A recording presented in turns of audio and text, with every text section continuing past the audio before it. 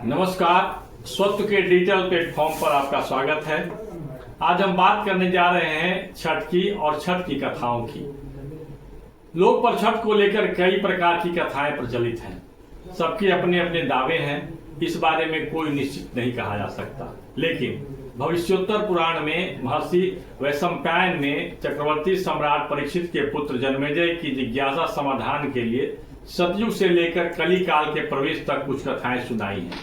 उन्हीं कथाओं में सूर्य और देवी षष्ठी की उपासना के पर्व छठ के प्रारंभ से लेकर उसके विकास की यात्रा का एक विवरण मिलता है। परीक्षित के बाद कली काल व्याप्त हो गया। परीक्षित के धर्मात्मा पुत्र चक्रवर्ती राजा जन्मेजय को यह ज्ञात हो गया कि कली काल में प्रकृति अपनी गति बदलने वाली है, जिसमें मानव जाति के समक्ष घोर संकट होंगे। उन संकटों के समाधान के लिए पुण्यात्मा राजा जन्मेजय ने उस काल के ब्रह्मज्ञानी महर्षि वैशंपायन से समाधान के उपाय पूछे। ऐसा उपाय जो अल्प काल में संभव हो, क्योंकि कली काल में मनुष्यों की आयु कम होने वाली थी। भविष्योत्तर पुराण में परीक्षित पुत्र राजा जन्मेजय और वैशंपायन ऋषि के बीच वार्तालाप के रूप में सतयुग से लेकर कली काल के प्रारंभ तक की कई कथाओं का वर्णन मिलता है, जिनका संबंध सूर्य षष्ठी व्रत से भी है।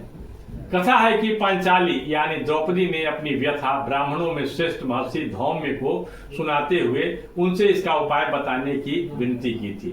महर्षि वैशंपायन ने जन्मेजय को छल पूर्वक द्यूत में हरा दिए जाने के बाद पांडवों के वनवास और द्रौपदी सहित माता कुंती के अपार कष्टों के वर्णन के क्रम में सतयुग की एक कथा सुनाई थी, जो महर्षि च्यवन से जुड़ी हुई है, जो सूर्य षष्ठी व्रत की प्रामाणिक कथा मानी जाती है।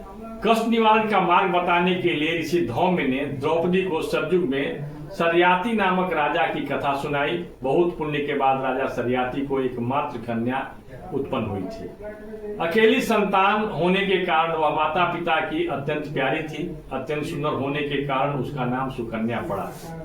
एक समय राजा सरयाती अमोद प्रमोद एवं शिकार के लिए अपने मंत्रियों, सेना और पुरोहित को साथ लेकर वन गए थे। उनके साथ उनकी पुत्री सुकन्या भी थी। वन के सुंदर फूल लेने के क्रम में वह एक ऐसे स्थान पर पहुंच गई जहां एक मिट्टी के छोटे टीलानुमा स्थान से अद्भुत ज्योति निकल रही थी। सुकन्या उस ज्योति को देखकर आकर्षित हो गई और उसे उस एक कांटे से के सहारे मिट्टी के ढेर से निकालने का प्रयास करने लगी। इसी बीच उस ज्योति वाले स्थान से रक्त का स्राव शुरू हो जाता है। इसे देखकर सुकन्या डर गई और वापस अपने पिता के शिविर में भागकर पहुंच गई। वह मिट्टी का ढेर नहीं, बल्कि बहुत काल से तपस्या में रत महर्षि च्यवन थे। हजारों वर्षों से तपस्या में एक ही आसन पर बैठे रहने के कारण दीमक ने उनके शरीर पर मिट्टी का एक आवरण बना दिया था, लेकिन उनके नेत्र से तेज निकल रहे थे।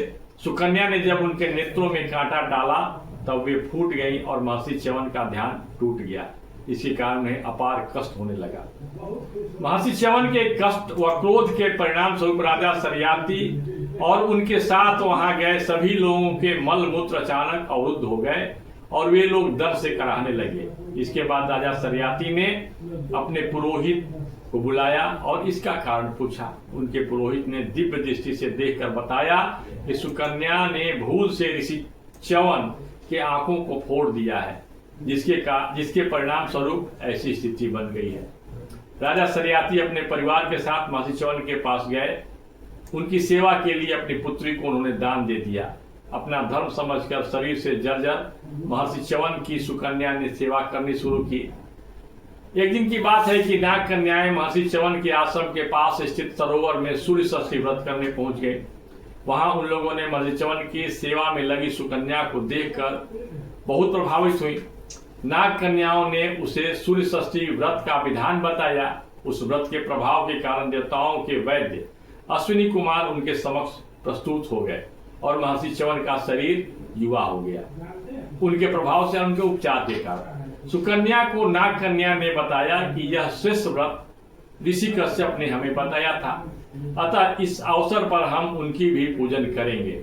सुकन्या ने नाग कन्याओं से आदर पूर्वक कहा कि इस व्रत का और पूजा का क्या प्रभाव है, क्या फल है, इस व्रत की पूजन विधि क्या है, किस महीने में और किस तिथि को यह उत्तम व्रत किया जाता है। मुझ पर कृपा कर मुझे विस्तार से बताएं। अत्यंत विनम्र और पतिव्रता सुकन्या के समक्ष नाग कन्याओं ने इस व्रत के सारे भेद खोल डाले। नाग कन्याओं ने बताया, कार्तिक शुक्ल षष्ठी को सप्तमी युक्त होने पर सर्व मनोरथ सिद्ध करने वाला यह व्रत किया जाता है। व्रती को चाहिए कि पंचमी के दिन नियम से व्रत को धारण करे, संध्या काल में खीर का भोजन कर पृथ्वी पर सोए, षष्ठी यानी छठ के दिन व्रत उपवास रहे, दिन में 4 रंगों से सुशोभित मंडप में सूर्य नारायण का पूजा करे, रात्रि में जागरण करे, अनेक प्रकार के फल और पकवान आदि के नैवेद्य चढ़ाए और सूर्य नारायण के प्रति अपना भाव अर्पित करने के लिए गीत वाद्य गा बजा करके उन्हें रिझाने का प्रयास करे। जब तक सूर्य नारायण का दर्शन न हो तब तक व्रत धारण किए रहे। यह व्रत नदी या पवित्र सरोवरों के तट पर ही संभव है। प्रातः काल सप्तमी को सूर्य नारायण के दर्शन कर अर्घ्य दे, दूध, नारियल, कदली फल, पुष्प, चंदन से सूर्य की 12 नामों से उच्चारण करते हुए प्रत्येक नाम से दंडवत प्रणाम करते हुए अर्घ्य दे। जगत के सविता, जगत के नेत्र, जगत के उत्पत्ति, पालन, नाश हेतु त्रिगुण रूप, त्रिगुणात्मक ब्रह्मा विष्णु रूप सूर्य नारायण को नमस्कार करे। इस प्रकार इस व्रत के करने से सूर्य नारायण महाघोर कष्ट को दूर कर मनोवांछित फल प्रदान करते हैं।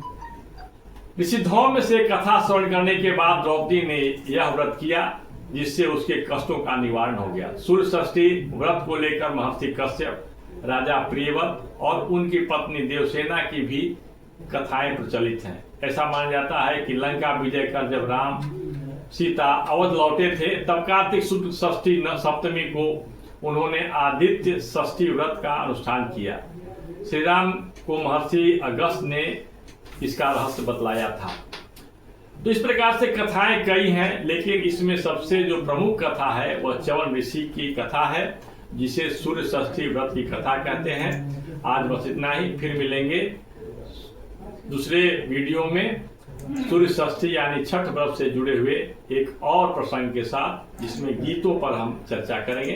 नमस्कार।